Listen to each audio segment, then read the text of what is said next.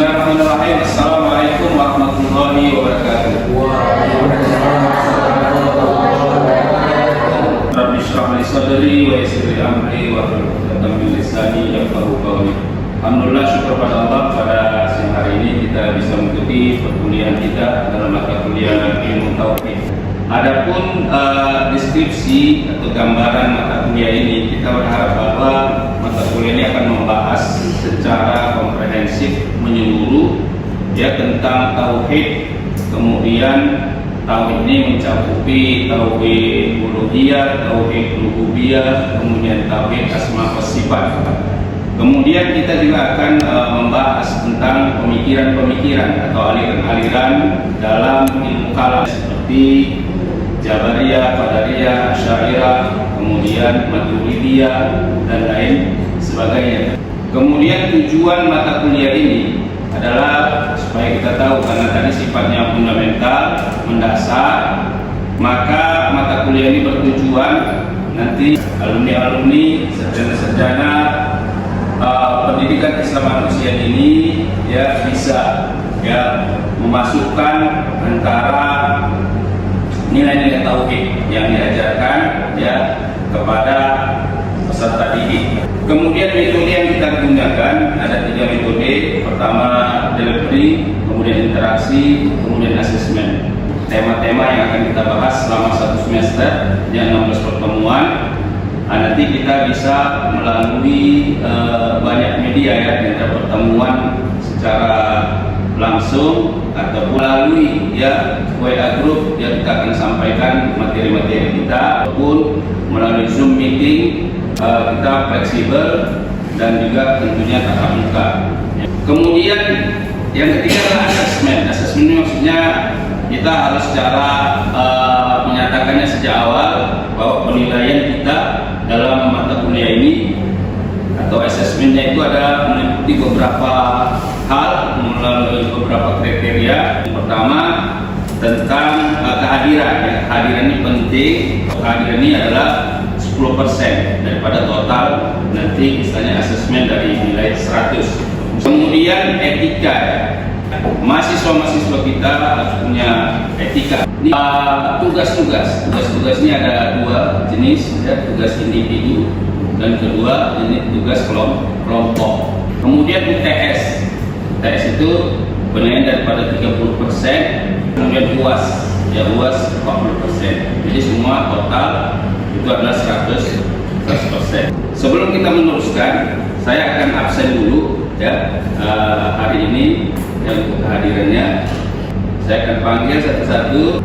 Panca Sitorus, Abdul Rahim, Syahraja Naibaho, Yogi Alaska, Muammar Kadafi. Materi kita ini adalah tentang aliran Jabariyah dan Qadariyah. Kita ketahui bahwa aliran-aliran pemikiran di dalam Islam muncul ketika terjadinya ya tahkim ataupun tahkim antara Muawiyah dan Ali bin Abi Thalib. Dan kita semua tahu bahwa peristiwa ini dilatar belakangi terbunuhnya Utsman bin Affan, khalifah yang ketiga dalam pemerintahan atau dalam daulah Islamiyah.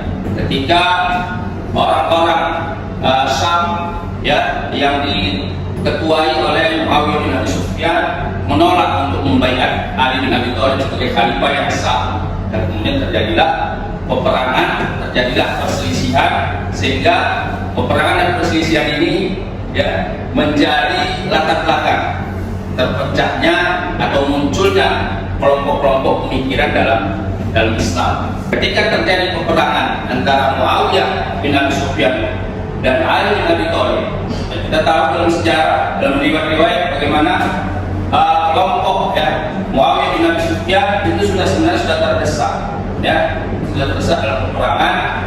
Kemudian karena kelihayan ya kehebatan yang mereka dalam berpolitik, ketika mereka sudah terdesak, mereka mengangkat Al-Quran.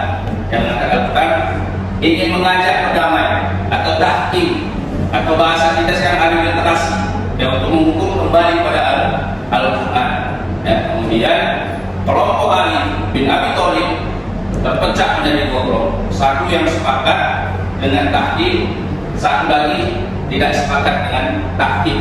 Mereka mengatakan bahwa itu hanya merupakan taktik daripada Muawiyah bin Abi Sufyan. Maka kemudian kelompok yang satu lagi mengatakan bahwa kita terima perdamaian yang diajukan, karena mereka sudah menawarkan, menjanjikan, artinya Quran sebagai pemutus perselisihan di antara kelompok kita. Maka Muawiyah bin Abi Sufyan memutus Amr bin As sebagai utusan, kemudian Ali bin Abi Thalib memutus salah seorang sahabatnya, kemudian terjadilah perselisihan, terjadilah dialog, terjadilah misalnya diskusi.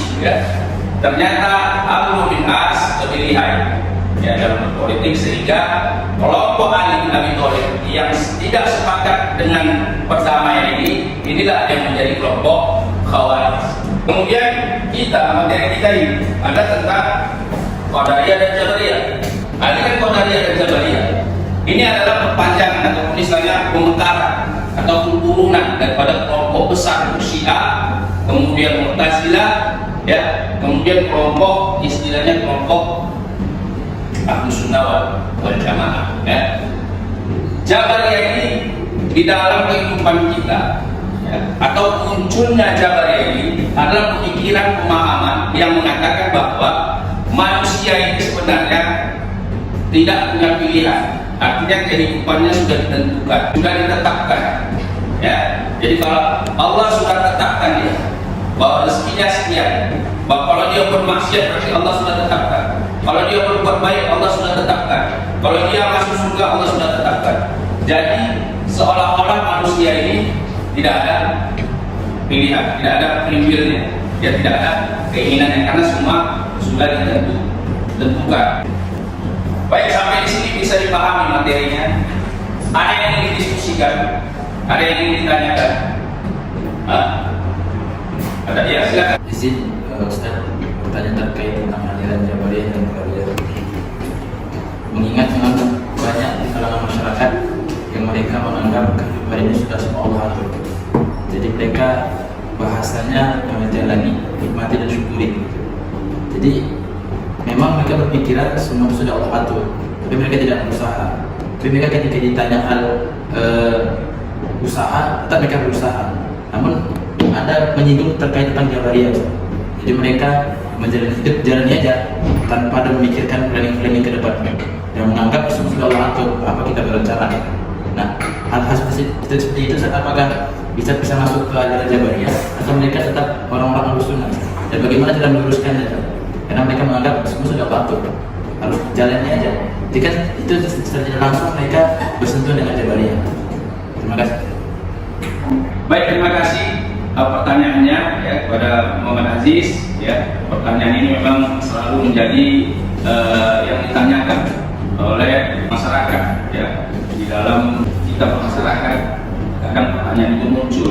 Sebenarnya kita ini manusia ini kan takdir kita sudah ditentukan oleh Allah. Cuma masalahnya kita tidak tahu takdir kita apa. Sementara Jabariyah itu istilahnya seolah-olah aliran ini menjadikan alasan malas berusaha. Maka Harun Nasution mengatakan sebab kemunduran Islam itu karena banyak orang-orang berpahaman Jabariyah. Contoh pemain zaman penjajahan itu masyarakat diapakan? Ini kan sudah ditentukan Allah, bahwa kita ini terjajah.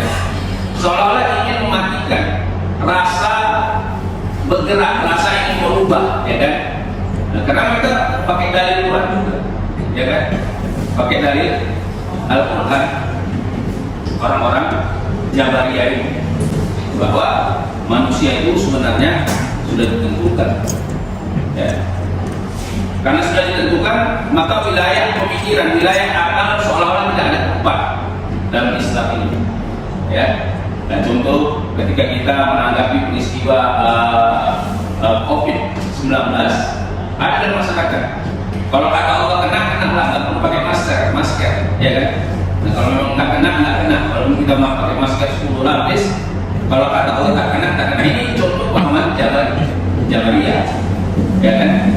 Dia seolah-olah istilahnya menghentikan usaha ikhtiar, ya usaha ikhtiar akal manusia untuk menghindar daripada virus 19 ini, ya virus corona 19. Sementara Qadariyah berpaham sebaliknya.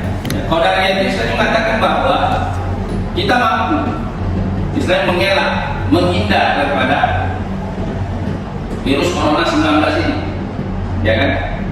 Nah, satu sangat mengagumkan akalnya, sangat mengagumkan pemikirannya, sehingga dia mengatakan atau mengeluarkan statement bahwa kita bisa menghindar.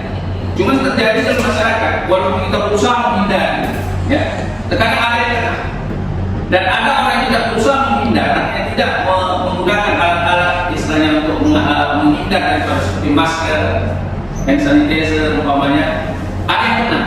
Nah, disinilah istilahnya Ahlus Sunnah wal Jamaah itu berperan. Artinya, kalau kita sudah berusaha untuk menghindar tidak terkena COVID-19, nah itu baru kita serahkan kepada Allah bahwa itu bagian daripada takdir dan ketetapan Allah Subhanahu wa taala. Ya kan? Bukan kita tidak berusaha, bukan kita tidak berikhtiar. Nah, ini untuk istilahnya pahaman Jabariyah ini.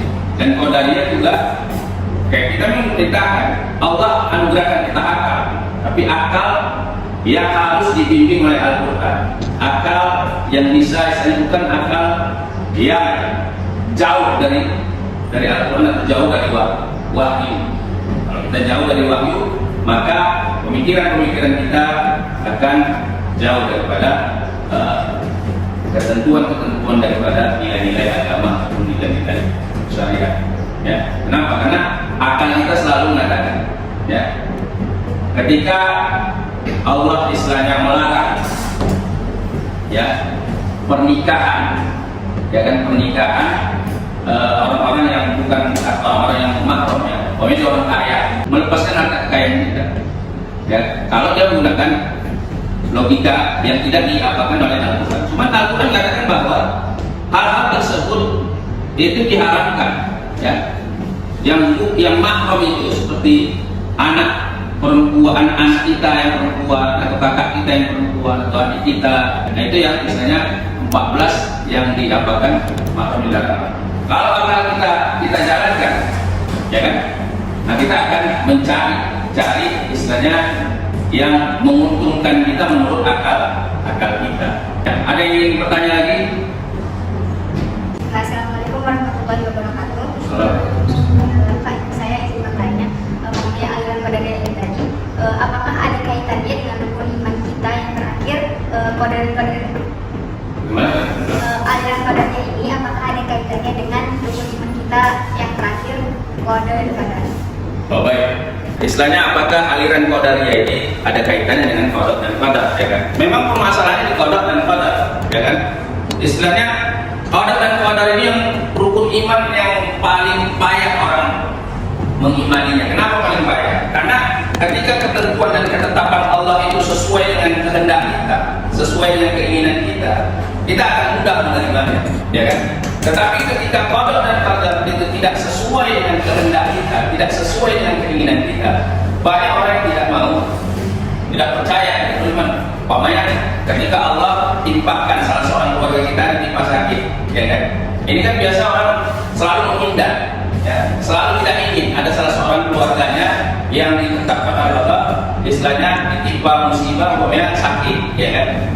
Tapi ketentuan Allah itu istilahnya sudah ditetapkan bahwa kita lah yang dianggapnya, ya, istilahnya layak, ya kan?